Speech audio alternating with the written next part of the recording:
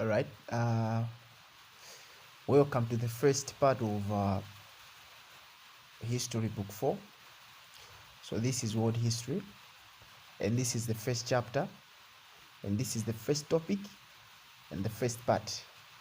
So in this unit, we'll talk about events that took place between 1870 and 1914 in Europe.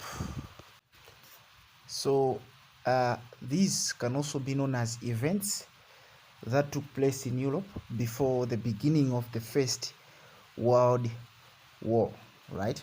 So zinthu izizi ndi zimene zinachitika First World War isanayambe. So without wasting much of our time, the first event is unification of Germany. Unification of Germany. So when we are talking about unifying something, it means we are combining different things in order to have a single thing. So by unification of Germany, we are looking at how Germany was formed, or how Germany became a nation.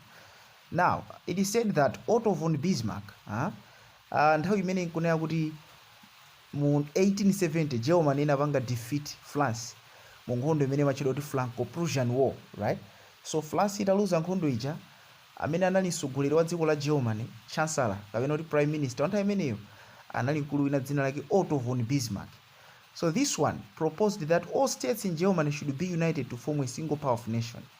In short, Germany nthawi imeneyo sili inali dziko, anali ma city states, inali katika ngati malo amene kulili kumalayi kuno ikhala kuti Blantyre izikhala ngati dziko palokha, Mwanza dziko, cho it was divided into city states, so it was not a single country.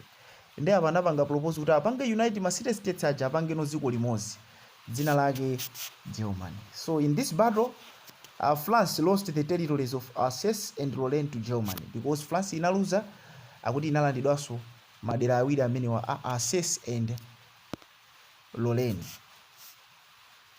So that is about unification of Germany. Another event is a shifting of balance of power in Europe.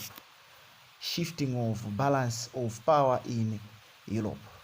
So before 1870, France was the dominant power in the continent of Europe, while Britain led in the seas.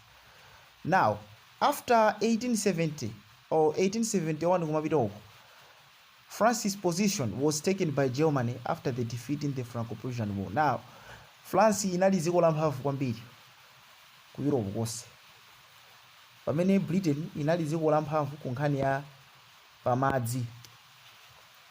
Koma foti France inaluza ndewu ku dziko la Germany, akuti malo ake analandidwa ndi Germany yo, kutathoza kuti kuchokera 1870 kumakafika 1914, the major power in Europe was Germany, right?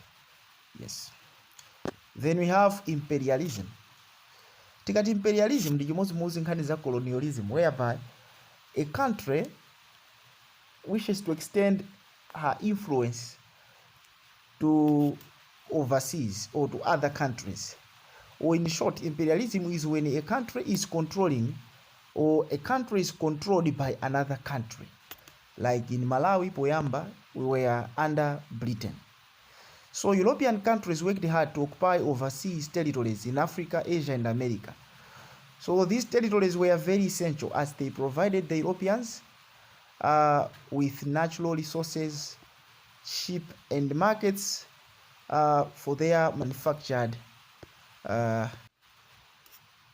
So that was the importance of imperialism to European powers. The territories were essential as they provided the Europeans with natural resources, cheap labor, and markets for their manufactured goods. So akapanga control ma territories aja, amapezako antchito amene amalipira ndalama zochepa, komanso misika ya katundu wawo amene amapanga manufacture. Capitalism. So capitalism is a system of economic organization based on market competition, under which theme as this one as so Capitalism is a system of economic organization based on market competition, under which the means of production, distribution, and exchange are in private ownership or cooperation. So the industrialized European nations turned African and Asian regions into raw material producers as well as markets for processed goods. In short, capitalism imakhala system of government imene the private sector has got power than the public sector. The country or the economy is run by the private sector. That's capitalism. Nationalism. So nationalism is a patriotic feeling whereby people of a particular country wishes to have a native government. In short, ndi pamene anthu amakhala kunena kuti akufuna kuti dziko lawo lizilamulidwa dziko lawo lizilamulidwa ndi asogoleri ochokera mu dziko lawo lomwero. That is nationalism. For example, the people of Alsace-Lorraine protested against the German government as they wanted a French rule. Remember timanena kuti pamene France inaluza ndewu mu Franco-Prussian War, when France lost the battle to German in the Franco-Prussian War, kunapezeka kunena kuti awawa ma Germans kapena kunena kuti ma anthu a dziko la German, yes, anatenga ma territories awiri a France kapena analanda madera awiri aku France amene ndi Alsace-Lorraine. Mwina funso komati kodi madera amene wanali abwino chifukwa chani? These areas were very important to France because they were rich in mineral resources such as iron and coal. Kumene kunali miyala ya mtengo wapatali yopangira zitsulo komanso coal amene anali amene amagwiritsidwa ntchito for generation of electricity or power.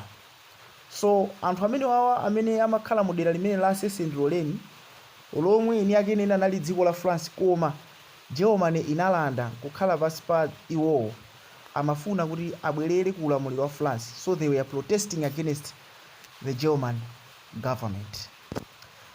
The last event is European domination of the world. Ma Europeans anapanga dominate dziko lonse lapasi. Munjionera kuti these people reached every corner of the earth physically through voyages of explorations. So this facilitated to the beginning of colonialism, whereby madera ambiri now they came under the control of the Europeans. So these are events that took place in the 1870 to 1914 period, and that is before the First World War. So that marks the end of today's topic in history, book 4, that is unit 1. Thank you very much for your attention. If you have questions, please you may ask.